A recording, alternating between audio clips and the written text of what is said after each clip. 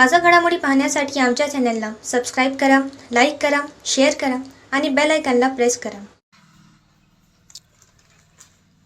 माणुसकीची भिंत या उपक्रमाचे उद्घाटन योग विद्याधाम यांच्या वतीने मागील 6 वर्षापासून माणुसकीची भिंत हा उपक्रम राबविला जातो।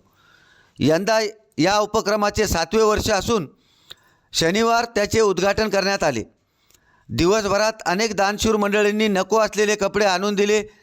त्यावेळी अनेकांनी हे कपडे नेण्याकरिता गर्दी केली होती।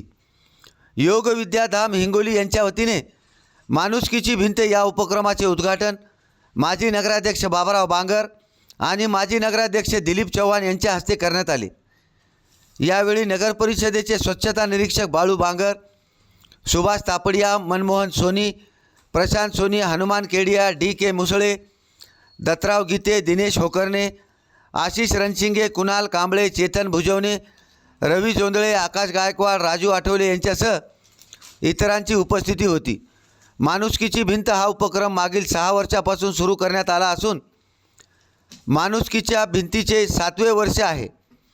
यावेळी अनेक गरजू लोकांनी माणुसकीची भिंत या ठिकाणाहून गरज असलेले जुने आणि नवे कपडे घेऊन जात आहेत। आज दिनांक 22 डिसेंबर रविवार रोजी देखील माणुसकीची भिंत हा उपक्रम राबविला जाणार आहे। त्यामुळे गरजू व्यक्तींनी कपडे घेऊन जावे असे आवाहन योग विद्याधाम हिंगोली यांच्यातर्फे करण्यात आले आहे। A7 न्यूजसाठी अनीस अहमद, हिंगोली।